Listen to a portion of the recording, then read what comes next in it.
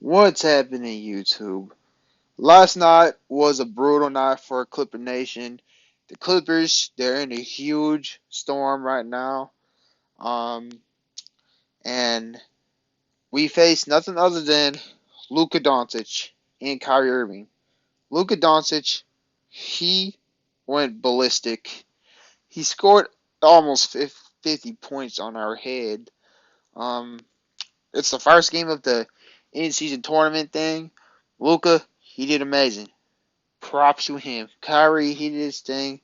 Clippers, they still looking like pretty puzzled at the moment. Um, it's just like man, like, and the thing is, um, the way like okay, um, I'm like losing, it sucks, but when when oh man, I'm like stammering right now, but when your team general manager makes really dumb trades. That just pisses me off. And the Clippers GM, he made so many like reckless decisions. To be fair, he made some good decisions. We're gonna give him props, but other than that, he's pretty like I don't know. I'm gonna get into that later. Um, so I'm gonna get into the game first, just basically how each player did, um, and just give my personal opinions. So first, we're gonna talk about the Dallas Mavericks. Grant Williams, 1 for 2. He did all right. Um, didn't do too much. Derrick Jones Jr. 11 points, 10 rebounds. He was hustling. 3 assists, 3 steals. So he was playing pretty good defense, getting rebounds and all that. Derek Lively, shout out to him. He's a rookie for the Dallas Mavericks. He came from Duke. Um, he's a very very good defender. Very good defender. Very agile. Um, the Mavs tanking last year was the right move. Like towards the end of the season, tanking is the right way.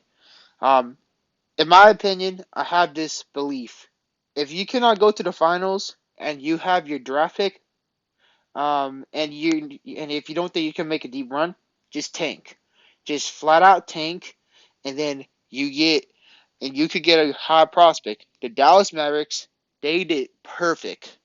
They did perfect, and then now the Mavs, they're gonna be a good team. And if not the Clippers, like other than the Clippers, because I'm biased, so of course I gotta lean towards the Clippers of who's gonna go to the finals when everything's all good. If not the Clippers or the Nuggets, I could see the Dallas Mavericks going to the finals. They have a really good team. They got Luka Doncic, they got Kyrie Irving, they got Derek Lively. They're pretty deep. They're pretty deep. And then Jason Kidd, I kind of mess with the way how he's doing. Um, last year he was kind of like so. He still kind of like has his little DNP thing towards Jaden Hardy. But one thing I like about Jason Kidd is he immediately started Derek Lively over Dwight Powell, and that's what I like to see. Despite Dwight Powell being experienced, um, and Derek Lively being a rookie, Jason Kidd, he just said, hey, let's start Derek Lively because Derek Lively, he's a better player. Better player. His rebounding's not as good, but he plays pretty good defense. Like, I like from, like, you know, that's good that he was starting. Of course, he probably like fouled a lot, but 6 personal fouls, but hey, pretty solid. Kyrie Irving, shout out to him. 27 points, almost 30 points, 6 rebounds, 6 assists, 2 steals. He did his job. Um, Also shout out to Kyrie. I listened to his not his post game interview, and he kind of gave some encouraging words for the Clippers. He said basically the Clippers are a really good team. He said once everything starts clicking, the Clippers are gonna be scary. So Kyrie Irving could have easily took the cocky route. He could have just said he could have been like how De'Aaron Fox was for the Clippers, that I don't care, I don't give a fuck or something like that. Kyrie Irving, nah, and Kyrie Irving, I think he genuinely meant it. It's rare that a person, like, despite you, whooping a team by a convincing amount of points, it's rare that an athlete would say hey, this team is going to be a good team really soon. Maybe only in the playoffs, but in a regular season, that's a pretty encouraging words for Kyrie Irving, because Kyrie Irving, his IQ is extremely high. Um, just not just because you can tell by his game, it's just even off court in general. I know, a lot of people don't like what Kyrie's doing with the vaccine or whatever, but in my opinion, that's just his opinions. But you can just tell, if a person is really that outspoken and he's trying to make an effort to study things in general, that's a sign of a smart dude. And Kyrie Irving, shout out to him. Shout out to Kyrie. Very nice player. Very nice player. Whew, pretty smooth. And I know some Clippers fans, they want to go after for Kyrie. I kind of respected that, but um, he, like because his game is nice. His game is nice. Um, Luka Doncic, that man just carved us apart. Okay, no sugarcoating it.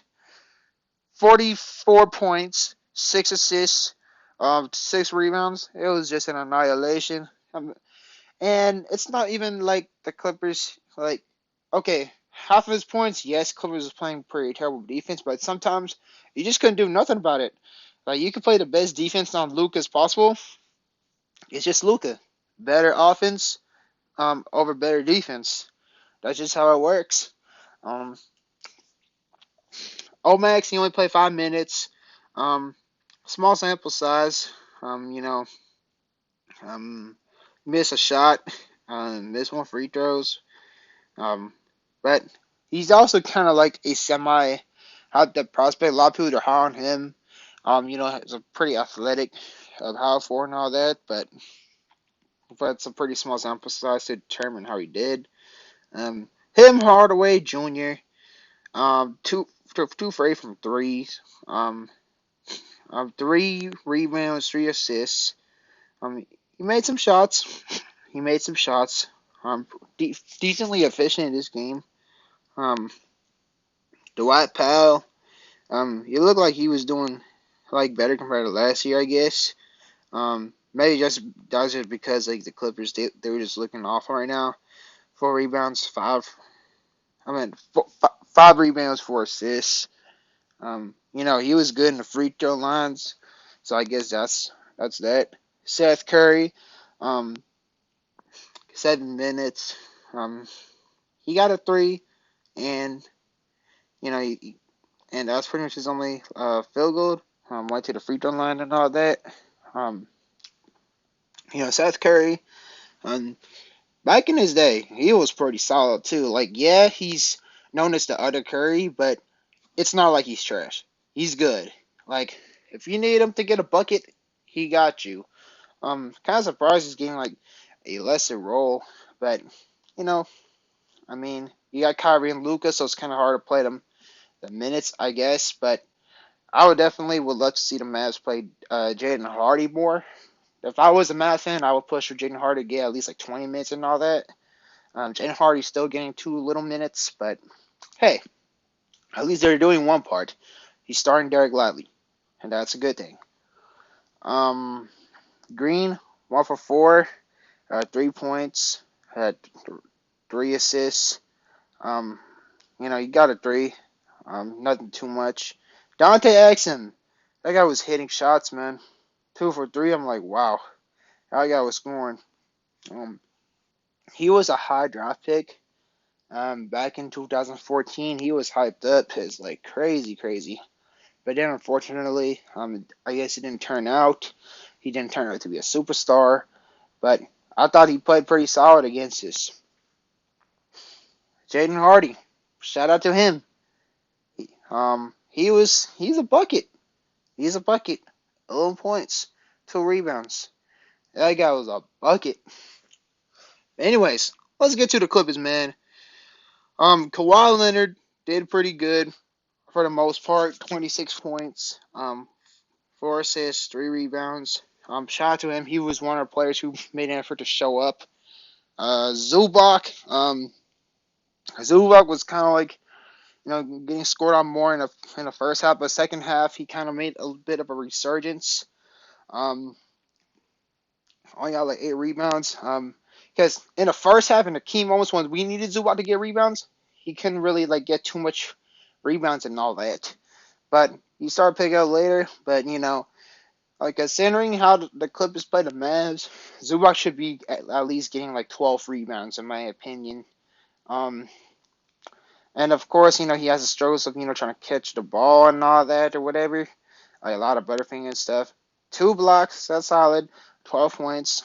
Um, But Zubac, especially when we play a team like the Dallas Mavericks, he's not as switchable, and sometimes you need to have a switchable big. I'll get into that later, but I'm just saying, sometimes Tyler need to try something a little different. Um, and I like Zubac, and I hope he bounces back because, in my opinion, I still think Zubac is a pretty good player. After all, he's only getting paid $8 million a year, so it's not like we're paying this man $20 million a year and then we hold him to all-star standards. They are they're always like stars that does very terrible, and then it's even some people over here. It's even some people over here. Russell Westbrook 5 for 11. 5 rebounds, 3 steals, 2 assists, 14 points. If there's one person that that we all should not blame, it is Russell Westbrook. Russell Westbrook, he puts in heart. He puts in heart. And that kind of also indicates that the plus minus thing is pretty flawed in my opinion to an extent. Like it is accurate, but at the same time, is it though? But this man, he was doing whatever he could, man. Like when he had the ball, he was pushing the offense to go pretty quick. Defense was above average in my opinion. Um, and then he was always trying to find ways to get to the basket, and then like scoring some points for us. If Russell Westbrook didn't played, I think this would have been another 50-point massacre. Um, so I better not see anyone like blaming Russell Westbrook because Russell Westbrook, he's been scapegoated enough. Including me, I doubted this man. I was a Russell Westbrook doubter just last year, even in the beginning of this year. But then, like, it's crazy that within a 9 month span, I immediately turned to a Russell Westbrook skepticist to now a Russell Westbrook fan. It's unbelievable that I'm actually saying this, but I gotta give people like the flowers. And Russell Westbrook, he just like I did a pretty much a 360 on Russell Westbrook, man. Like I'm not blaming this man. We're not gonna blame this man. We're gonna support like this man in the ups and downs. By the way, this man took a pay cut. I repeat, he took a pay cut. A pay cut. $4 million a year, man. $4 million a year. He could have easily got 10 mil. He could have easily got 10 mil. I'm sure a team like the New York Knicks, the Chicago Bulls, even a Miami Heat, they would have gave the man 10 mil. 10 mil. But nah, Russell Westbrook chose to stay with us. So that pretty much debunks the fact that Russell Westbrook, he's a selfish type of dude. No. Like, Russell Westbrook, man, changed my whole entire perception of him. Like, he played hard. He played hard. Only one of few players. It was Kawhi, Russ, um, Terrence Mann, and Diabate and Highland. Those are the only 5 guys that played hard, in my opinion. Harden, he got some buckets, 3 for 6, 5 rebounds, 3 assists, 2 steals. Defense was pretty suspect at times, but he was getting buckets. I'll get into a depth about Harden like real soon, but for now, he did do better compared to like his first 2 games. Well, especially the one versus the Nets, but he got buckets. He got buckets. Paul George, I love you, Paul George. I got nothing but love for this man, but boy, he was awful, awful. 3 for 12. You know, only 3 rebounds, 2 assists. No, Paul, I love you, man, but you cannot be having games like this. It's the regular season, so I guess you could have games like this to an extent. But when you're in the playoffs, do not have games like this. Oh, no, no, no, no, no. I love you, P, but you cannot have games like this. And then that's a huge reason why the Clips is down. Like, you cannot have games like this. You just can't. You just can't. PJ Tucker only got 6 minutes, 1 rebound. Didn't really do too much. Um, PJ Tucker starting at a 5 is pretty abysmal, in my opinion. Um, Ty Lue's, the way I criticized about Ty Lue's rotation last year, it's starting to come back, unfortunately. And then the other guy who should be playing minutes, who should be the backup 5, it is Musa Diabate. Musa Diabate, he put extremely hard. His energy is as intense as Russell Westbrook. He was everywhere the court. That man was moving everywhere. He was switchable. Yeah, he got fried by Luka, but in my opinion, that was solid defense. It's Luka Doncic. Like you cannot really guard this man. He was getting rebounds, more rebounds than Ivica Zubac, and that was half the minutes. I repeat, half the minutes, and Diabate decided to out-rebound Zubac. Imagine if Diabate was the starting center, he'd low-key get 15 rebounds. Kind of like how Mitchell Robinson was getting rebounds. Honestly, like, I like it's it's pretty common that I'm always gonna keep vouching for younger players to play, but that's just the truth. That's just the truth. You like gotta switch it up at times, and like like one thing that I would definitely do if I was the Clippers, if we play a team like the Dallas Mavericks that is that is like really good in scoring and especially who likes to switch on bigs, I would low key give a good look of starting Diabate if Zubac is not producing as well, because Diabate, he can rebound. He got heart. He plays defense. And if a guy switches onto him, he at least would put up a better fight. It's not no shade to Zubac, but Diabate, he's a better defender. Um, he has that hustle in him.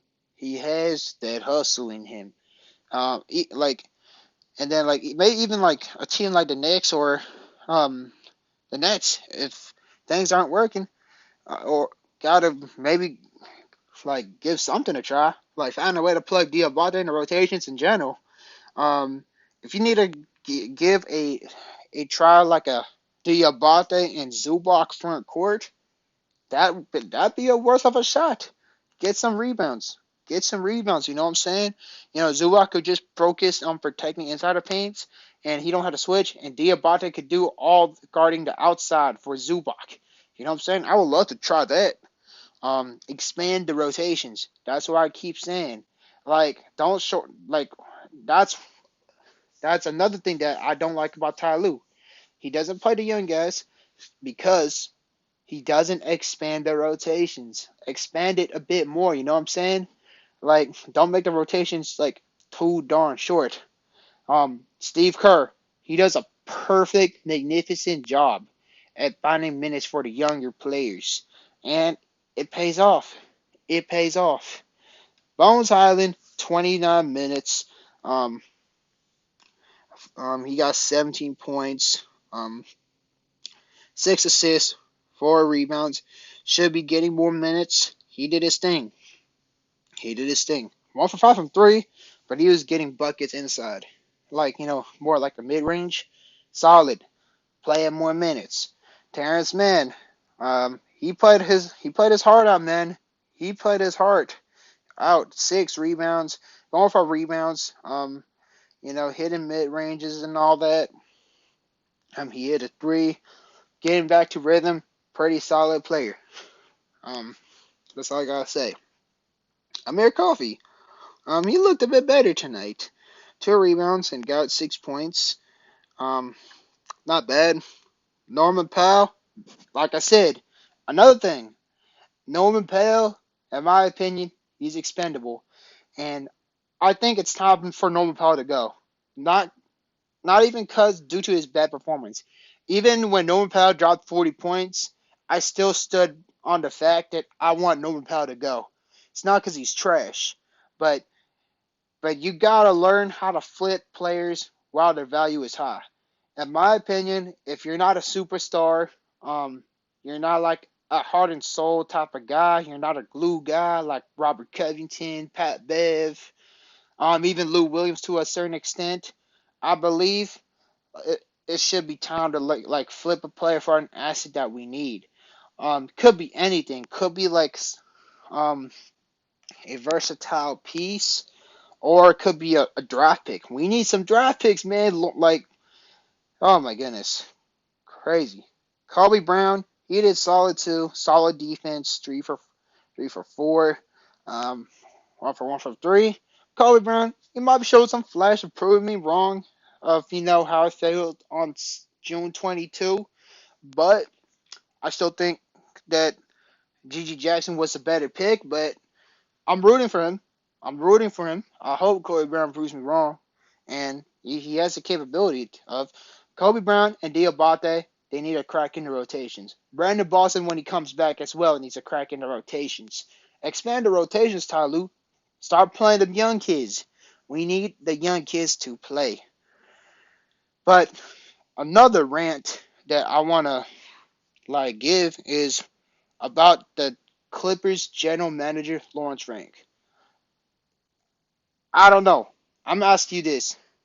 Do you think Lawrence Rank is top five, like one of the worst general managers in um, basketball history, or am I just overreacting? Because in my opinion, I felt he's been really reckless. Um, you know, First big blunder was passing up Michael Porter Jr. That's common sense. You should not pass up a guy like Michael Porter Jr., who was like so hyped up from high school and all that, 5-star recruit and all that. That was one mistake. Second mistake, well, you can arguably call it a mistake or not. It was the Paul George trade, but I'll give Lawrence Frank a benefit of doubt of that because um, Kawhi kind of it was a panic mode to get Kawhi Leonard to join the team. So I gave Frank the benefit of the doubt for that. But then and then starting to this year, Lawrence Frank just flinged a first round pick out the window. Traded for Eric Gordon. We never needed Eric Gordon from the first place. Um, yeah, he's a bucket, but we have guys who's a bucket. Um, why? Why? We could have had Cam Whitmore, man. Cam Whitmore, Gigi Jackson in the Clipper uniform. Oh, that'd be beautiful. That'd be beautiful. And then another blunder was just the way how the Clippers executed the James Harden trade. James Harden, he's a good player. I was open to have James Harden on the team, but 3 first round picks, Robert Covington, and then all that, you have no drop. Let's look at the Clippers outlook. So 2024, all but less favorable to Clippers. So Clippers, I don't think they have the pick. Maybe they do. I don't remember. 530. I don't know exactly, but 2025 owner OKC. So the OKC, they have like a right to swap and all that. Um, 2026 don't have their own pick. 2027 don't have their own pick. 2028 don't have their own pick. 2029, I think 1 to 3, I believe. I don't know. That they had their pick. I don't know exactly, but 2030 have no first round pick. I mean, they had their first round pick. So that's when we only have our first round picks. In my opinion, I just think the Clippers are reckless. The Clippers front office, was just flat out reckless. Either Lawrence Frank should have included Norman Powell in the James Harden trade to save some assets, because Norman Powell, his value is high. He got 40 points. I repeat, 40 points. You could have saved one first round pick, and could have had like a decent protection from all of your picks, oh, instead of Robert Covington. And Robert Covington would have helped so much on defense that Norman Powell is, or in general, just don't do the James Harden trade in general. Just roll with the team we have. The Clippers, we didn't need Harden. We didn't need Harden. But Lawrence Frank, knowing like how reckless he is, he just bam, he just went out. He listened to the fans who wanted a star hunt, and those fans who wanted a star hunt for James Harden, um, you know, they're eating their words. They're eating their words, and it's not even directly blame on James Harden. It's just like I said, the way how we traded for James Harden. And then the hypocrisy is some people who wanted for James Harden, they acted like they never wanted to trade for James Harden. So that's kind of like an annoying hypocrisy. Like the way how he did this, man. And then it's hard for the Clippers to just fix the team in general because you pretty much screwed yourself over. You screwed yourself over, man. You need them draft picks. Draft picks are important, especially after Kawhi Leonard and Paul George retire. So once Kawhi Leonard and Paul George retires, it's hard for the Clippers to find like a wiggle room and all that. You know what I'm saying? Um, you know, me who started following football, I'm starting to compare Lawrence Frank to Brandon Staley because both of them they're reckless in their own ways. Lawrence Frank, um, he's really reckless in terms of trades. He just throws up first round picks like nothing. Even the Marcus Morris trades, you can argue that was not the best move, but at least Marcus Morris he did produce for a year or two. But that was a pretty bad move to trade a first round pick. When you already had Mo Harkless, he was an above average defender. Um, and then maybe could have drafted Jaden McDaniels, and then man, our starting five would look nice. And of course, Lawrence Frank did good moves. Bones Highland, and then Robert Covington, and then the first Norman Powell trade was actually pretty solid. Um, that included Robert Covington, so gotta give him that. And then he signed Russell Westbrook, gotta give him that as well too. But other than that, I'm really disliking the way how the Clippers teams is going, and then the Clippers, they just don't care about the draft. They just consider the draft as an afterthought, and I feel insulted as a fan. Because especially that you have no picks, like just try to make the right pick. You know what I'm saying? Like the Clippers, they don't draft based off upside. They just draft based off like experience and all that. Some moments they actually did solid. They got Brandon Boston Jr. That was a great pick, but that year the first round pick that was defendable because Keon Johnson, he was hyped up, but in the second round pick, they took Jason Preston. I never liked the pick. His upside was just not there. Would have rather took Sharif Cooper. I guess wasn't too much better, but at least he shows more flashes than Jason Preston. But the real ones, like the main one was better was El Dosumo. Like that was also a really good pick, but I'll confess I was more of a Sharif guy, but AO was the pick, so I guess you could say that. Um, and then the 2020 draft, I believe, or 2019, no, yeah, the Clippers took Mfiondu Kabengele over Keldon Johnson and Kevin Porter Jr. Mfiondu Kabengele, he's a very old prospect, man. Keldon Johnson and Kevin Porter Jr. They're all freshmen. You could have used him as a trade asset. Then, of course, the Michael Porter Jr. blunder. So that's what I'm really hating about how the Clippers front office are heading, man. They're just reckless. They're just too reckless. But, anyways, let me know what you think about this, man. Clippers are in a huge storm right now. Um, and the Clippers, the direction Lawrence Frank is trying to go to, the win now, the quote unquote win now idea, the quote unquote save the closing window. That's what's getting the Clippers killed, man.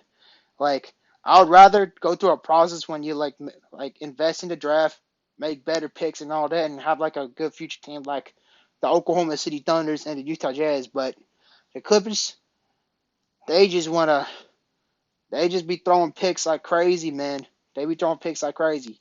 And thankfully, like, at least they didn't trade the guys I don't want to trade, like Brandon Boston Jr., Bones Highland, and Musa Diabate. But I have a bad just judging how he does the trades. I have a feeling it's going to be inevitable, and I'm just going to be continually roast my team's general manager, because that's all I gotta say. But again, if I do want to light some optimism, I hope the Clippers could maybe just like pick up momentum, and it's possible. I'm not I'm more worried about the future outlook rather than this team in general for this year, because I think later on, like maybe starting to like within the weeks later, the team might be able to pick up and all that, and then things will start clicking. I mean, Ty Lue didn't seem too concerned in the post game interview, so I guess that's that. But anyways, that should end this video. Let me know what y'all think about how the Clips are doing in general, and that should definitely end this video. Thank y'all really much for tuning in, and peace.